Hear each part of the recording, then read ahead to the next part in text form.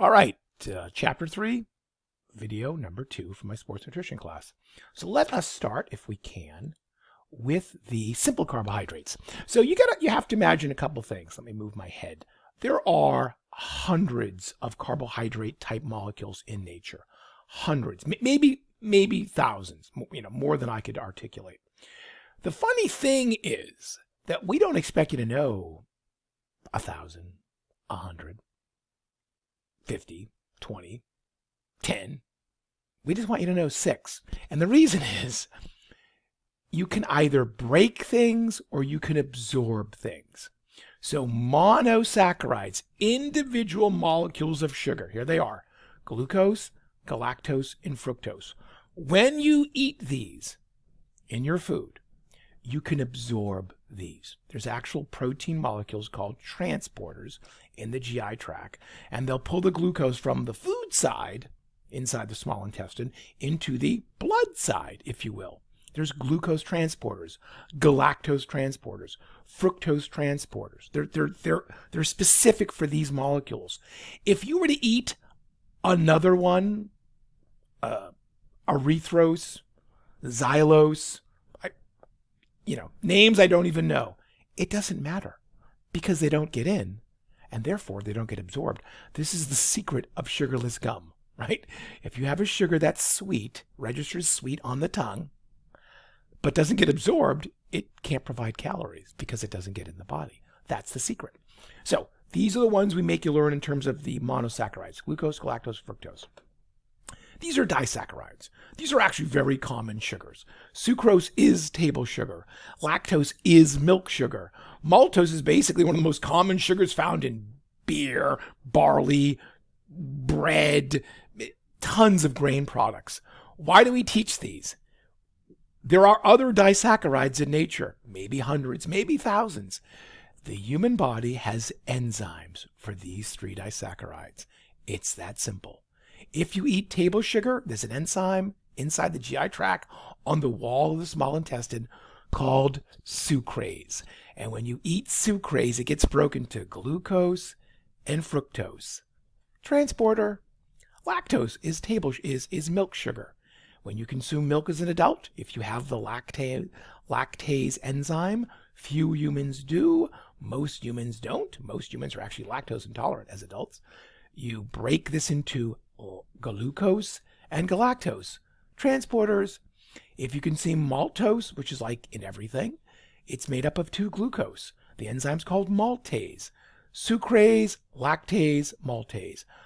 That's why we can eat these 3 disaccharides. We can break them into the singles that we can absorb. Ta-da, that's it. So those are the simples. The complex are here. So here's our polysaccharides. You can talk about oligos. They're like 3 to 10. We just kind of ignore those a little bit. They're not important. The ones you really worry about for human adults are fiber, starch, and glycogen, which is not in plants. It's in humans and animals. So here's our starch molecules. They're pretty darn big. When we eat these, we will end up breaking these down in the GI tract using enzymes to kind of snip off the individual glucose molecules, or get them into maltose and then break the maltose in half. And that's what starch looks like in food, okay? These are some pictures here. The one on the top is a potato cell. These nuggets are all starch. Potato cell by volume is about half starch. If there are supreme being or aliens who engineered us, whatever, if somebody decided to make a food for humans that had a lot of starch, they did pretty good with potato because it's pretty dang starchy. These are cells that are cultured on a petri dish. Well, these are cultured on a petri dish. These are liver cells. They're called hepatocytes, the liver cells. The dot that's in the middle, that's the nucleus where the DNA is. All the pink stain is glycogen. Liver cells are like a sponge. They soak up all that glycogen and they hold on to it after a meal. So then between meals, when we don't have food coming in, we can release it back into the bloodstream. This is a muscle cell photo, probably sliced across the grain, like you took a piece of steak and you cut it with a really thin razor. All the little black dots are nuggets of glycogen. Yes, we store sugar, glucose, as a complex molecule, here it is, inside the muscle tissue. Why not? Keep it there so when you start exercising, it's readily available. Use the glycogen in the muscle first, and then when you need to, receive some glycogen from the liver in like 20 to 30 minutes. It takes a while to ramp up the release mechanism to get glycogen from the liver to your muscles. Actually, if you look in muscle cells, you will find stored carbohydrate as glycogen and stored fat as lipids. Muscles love lipid. They also like glucose. Why not put your resources in the tissue that needs them when you start to exercise? Okay. Now, the other one that we didn't talk about, right, was fiber. It is a polysaccharide. Fiber is actually made from glucose. It's indigestible. You can't break it down. You can't break it down. Some of it can have, some fiber can be fermented by gut bacteria and have some benefits. But if you eat things like celery, it goes all the way through. Apple skin, all the way through. Almond has a skin on the outside, all the way through.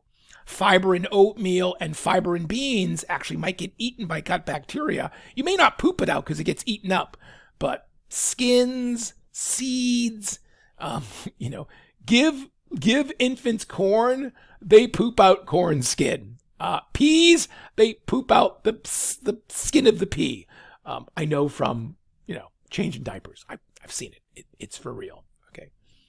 And then the last class, which we're going to come back to fiber in the next video. The last group of sugars are artificial sweeteners. Generally, these are unbreakable. We can't break them. So if you eat sucrose, sucralose, it comes into the body. We can't break it. There's no transporter for it. It makes our food sweet, but it doesn't provide any energy. Right now, as of me taping this, there's some evidence to suggest that artificial sweeteners, safe to the human body, may actually mess up our gut bacteria. So that is a negative effect. But they do make food sweet. And for those of us who participate in sports and other events, and we drink non-sugared beverages, they do promote hydration. There's no way around it. They do promote hydration, and they're very useful for diabetics who are managing their sugar intake. But, they may mess up our gut bacteria. And I'm actually doing these in fall of 2022. And so that's when they just published this really simple paper looking at poop samples before and after fake sugar. And the poop samples didn't look the same after folks consumed fake sugar for a certain period of time. So, there may be some negatives.